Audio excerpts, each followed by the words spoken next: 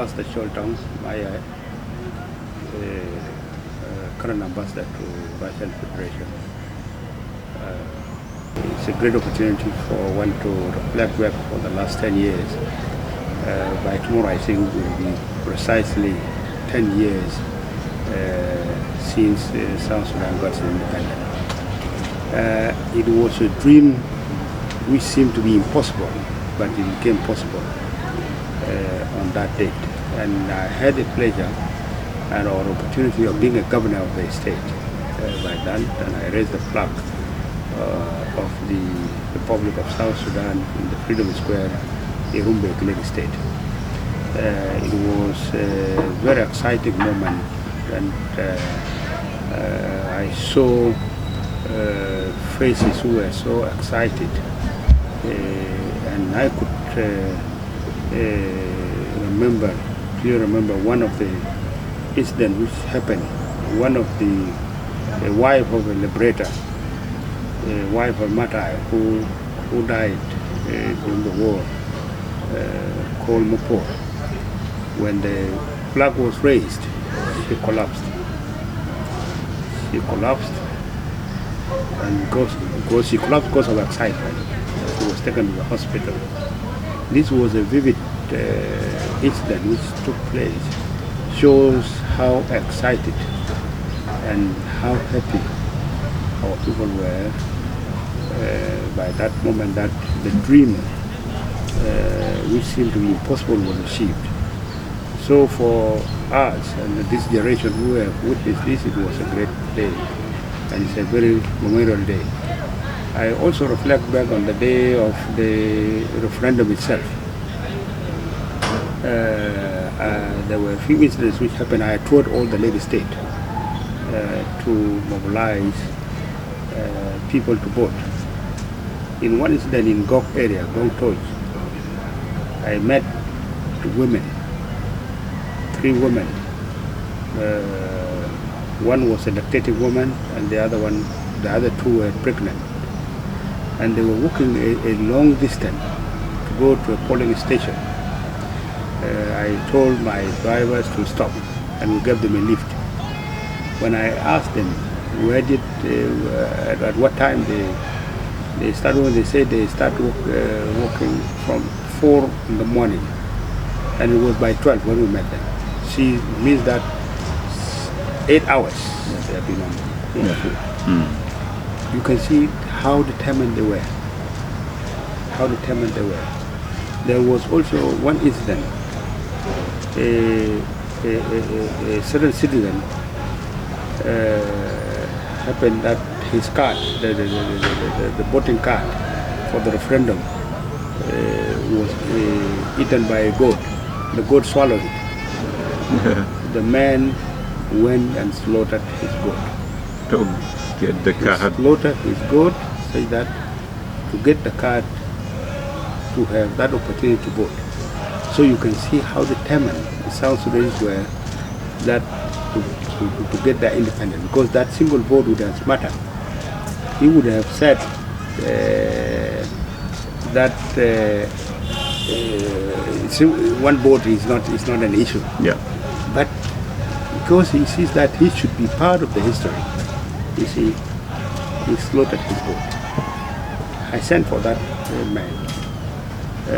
By the date of voting, I thought I would have been the first one to go to the queue. When I came, I got elderly men, and particularly these were the age mate of my father, and some were elder than my father. I got them in front of the queue, and I knew them. I greeted them. I asked them. Some of them were sleeping in the Freedom Square. Some of these elderly men were sleeping in the Freedom Square. That they were saying, and this is what they told, one of them told me, that I thank God that this day had come while I was alive, and I'm going to pass my vote. And Chol, I'm going to tell your father, when I go and meet him, that I voted for the independence of our country. These are the memorial days I could vividly remember, were so interesting So our people really were very enthusiastic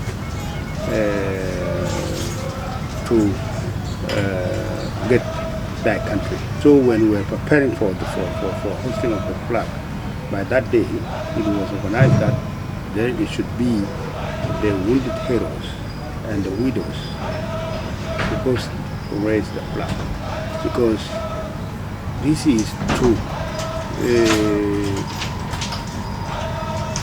inform them or to let them know that thy loved ones have not died in vain, to remind the wounded heroes that the disability they have got did not go in vain. It was not a wasted one. It is for this great day of independence that they have liberated the people of the Republic of South Sudan. That was the reason.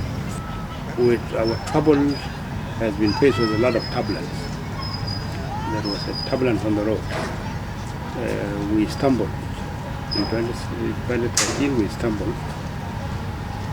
And we are still struggling to put things right. It was not a smooth sailing. And it was not to the expectation of each and every one, and for all South Sudanese. Of course, the people of the whole of South Sudan are disappointed that we, the leaders, did not deliver according to their expectation. What they were expecting of us did happen, because we decided to lock our horns on power struggle. It is what has brought our country to the stage we are in today. But I hope that the next century, or the next decade, starting from tomorrow onward, would be a decade of prosperity, development, peace and unity for the people of South Sudan. My message is that for the people of South Sudan is that the road we have traveled was the hardest and long one. And we have already achieved our main objective of having our own country. The real problem now is how to manage it. So its management, it needs a lot of efforts, and it needs the efforts of all citizens, young, old, women and men, all together. We should not lose hope. All the turbulence will subside on the way.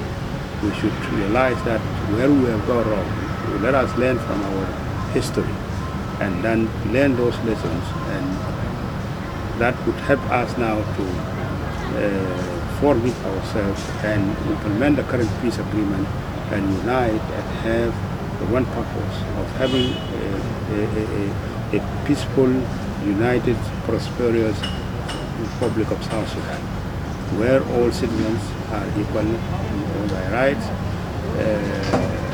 and particularly for the young people, it is a high time for young people to realize their potentials and to come up in helping the country to heal its wounds. We should not deal so much on what had happened or who has wronged who, but it's how to heal those wounds and come together and unite and help reconstruct our country. We have South Sudan. That's the only country we have. No any other country we have. And your fathers, grandfathers have struggled for it. It is your turn as young generation to rebuild it, to reconstruct it. Thank you very much. That was Engineer Choltong Maya, the ambassador to Russia. Thank you for speaking to Hamster TV. We appreciate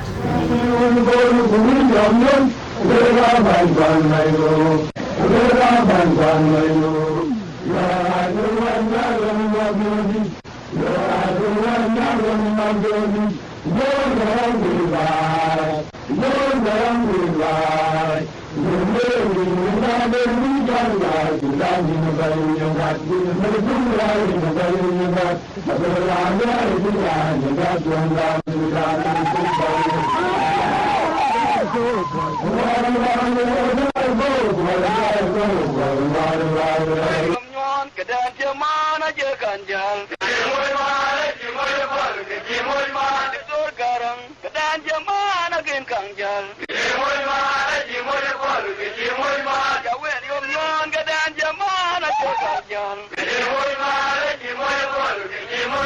My name is Akut Dutajan, member of Constitutional Legislative Assembly. You know, tomorrow is a very important day, the 10th anniversary of independence of the South Sudan. Because having an independent country is very important. But as a country, we are performing below the expectations of the citizens and the world at large because of the civil war. We did not meet the expectations of our citizens, but still we are happy and we are celebrating the 10th anniversary of the independence of Southern Sudan tomorrow. I celebrate the independence when I was in Nairobi. I was still in the university. I could remember I and another colleague of mine, we spent our night celebrating the day. Yeah. And I remember shedding tears, especially when I saw the former Minister of Information at the time with the current Minister of Presidential Affairs, with a group of people actually singing a very wonderful national anthem of our new independent country. And I think all the South Sudanese of walk of life, regardless of the political affiliations, tribes, the regions, and friends of South Sudan were really, really very happy, and they were celebrating with us. We were moved from one place to the other as a group celebrating the important day, and we organized a very big cake with the flag of the new independent country, and that we were really enjoyed. It was a very wonderful day, and I remember that day in my life. I was having a lot of expectations and hopes because I was in a foreign country where the life of the young people was on the rise, and they were enjoying all the freedoms of that country. I've never been in Khartoum, but when you heard of the previous rulers in Khartoum, they really intimidate the South Sudanese. They underdeveloped us. So I was just expecting much and thinking that with the independence of the Southern Sudan, of South Sudan, sorry for that, we will be actually on the rise to achieve some of the dream and goal of our country. But as a person, I was expecting much because after school, let's say I will get a job, I will begin the new life, I will have my family, like any other young person in the country. That one did not work that way. For 2 years later, immediately after the independence, the civil war took place, and we continued fighting. So many agreements being signed and violated here and there. And the hopes and dreams of so many young people of this country disappeared immediately. When the tribal war and the tribal political line take shape, and up to the movement, we are sharply divided, and all the hopes and dreams disappear. So that's what I can say. But still, as a country, a lot of things need to be done in the new revitalized legislative assembly. Some of the things that need to be done immediately, chief among them is the budget of the country. You know, if there is something too political and it can touch the pockets of every individual, it is the budget. The budget does not identify the IO, the ID, the FDs, the SOA, and so many other political parties. It is for all of us. And we have seen the figures almost everywhere in the budget, but the operations, we need to follow up how this money is being utilized. That's number one. Number two, we need actually to revise the business context of the house. They need actually, there's some need to, a lot of work need to be done to the conduct of business because it is not very clear. There are some of the things that dictates members of parliament. And the members of the public, they keep blaming previous MPs. Some of them are being appointed now. And I came to realize that the conduct of the business dictates some of the work. We need actually to revise some of the laws. There are some laws that need to be amended. There are new bills that need to be tabled. So we'll be having this short period of time, if we are given a chance, we will work on those things. And finally, we need actually to work on the constitution of the Constitution of the Republic of South Sudan. You cannot call a constitution the permanent, because constitution keep being changed every now and then. I don't feel comfortable referring to it as the permanent constitution. It will be there are some things that need to be done about it. But our parliament will be appreciated by South Sudanese if we work to make sure that we have the Constitution of the Republic of South Sudan, where all the rights of South Sudanese are being spelled out clearly, and some of the things that have been included in the Constitution. So it will be our takeaway achievement if we have done. If we will do it within this short period of time. Thank you very much. And finally, any message to South Sudanese on the occasion of the 10th anniversary of the independence of the country? Oh yes, the 10th anniversary of the Republic of South Sudan is very important to all of us. And I just want to ask my fellow South Sudanese to celebrate the day as an important day in our life, in our history. Wherever we are in the country and across the globe, we need actually to celebrate this day as an important day. It's a day of joy. Despite all these political wranglings, the economic difficulties, we need actually to prepare this day as a special day, regardless of our political affiliation, regardless of the tribe and the regions, even those who are in the refugee camps, those who are in POCs, those who are abroad. We need actually to consider this day as an important day to you as an individual. Celebrate it wherever you are. Be happy. It is your independence. It is your country. There is no any other country that you can call home to the South Sudan, because we are across the world. We are second, if not first, to Palestinians when it comes to those actually who are actually living in every country of the world. But now we are actually almost few hours to the D-Day, where we need to celebrate, and I wish each and every one of my audience who will go and watch the interview all the best and good luck, and God be with you and my fellow citizens. Thank you very much. Hope to meet again. Pleasure.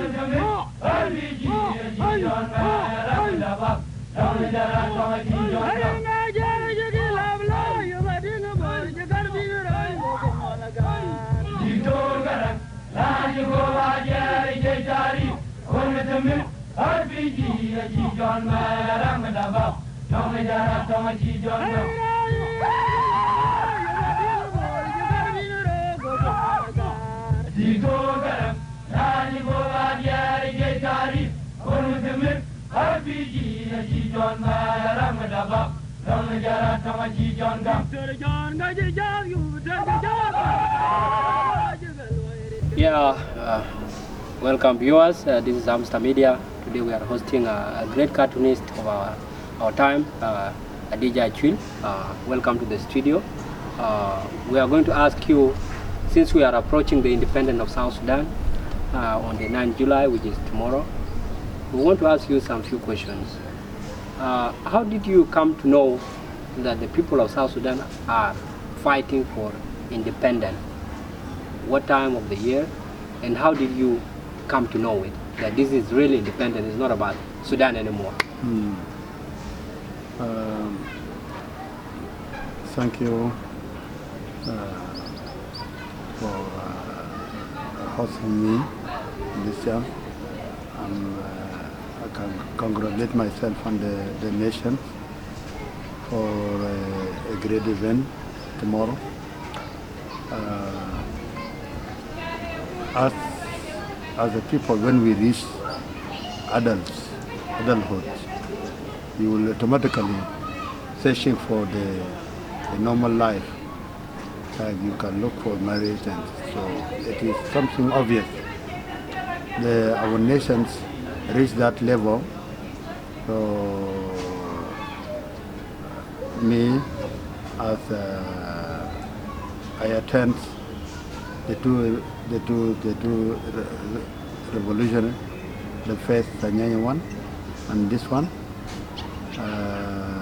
I heard by then the fathers and the uncles were in the first revolution. Then we come and we have 10 years. After the 10 years, we renew the revolution again. So I myself, I tried to join the movement when I was in Sudan, area called Sinab. The youth mobilized themselves to join the movement, and by then I was still young. But because my eldest brothers and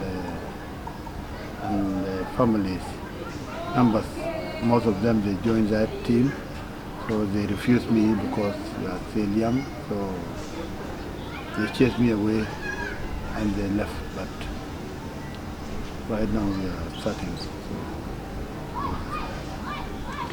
This is great. As making an attempt to be recruited, and you recruit yourself willingly to join, but because of your age you are denied to join the army.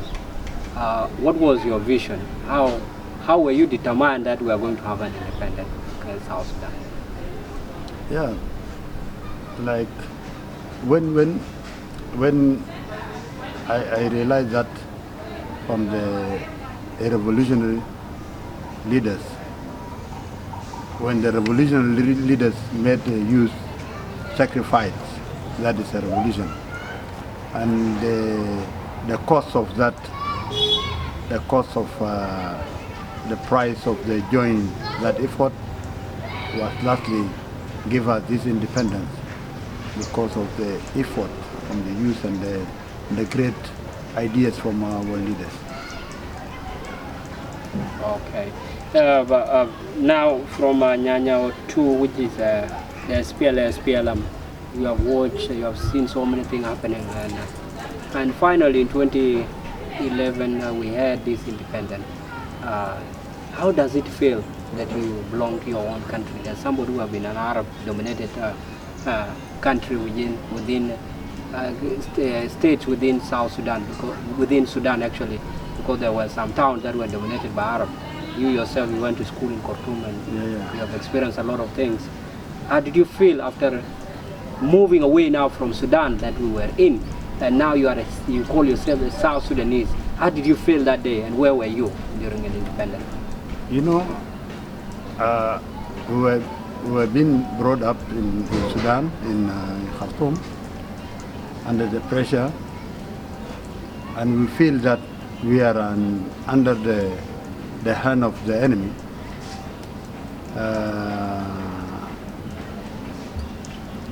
We found ourselves as antagonism with the Arab. So we try to build our characters. We try to give the Africanism, to give a real characters. We try to build it while we were together with an Arab. And that one give us a strong characters that characters give us a vision that our leaders will never let us down. So now we feel proud that we are the first people in the nation. It is a great feeling that to be the first people like Adam in the world. So we are the first people. Now I want you to face this camera and pass your message to the people of South Sudan on this very important day, which is the 9th of July. What can you tell to the nation? What encouragement can you give to the youth and the people outside there? And what can you tell generally the country population? You can face that camera. So, what in these days we remain with some minutes and some hours to reach what we fought for. We fought for the nation. We fought for the future, for the many generations will come. I will remember that day. So my message to the whole citizens, let us work as a one hand to achieve the prosperity and development with our citizens. Let it be a great nation among. We are a young nation, but we are great. It is a time to show others that we have to build a confidence in ourselves. Thank you so much. This was Adija Chwil, a great cartoonist. Burning like a fire, yeah. We must come true today.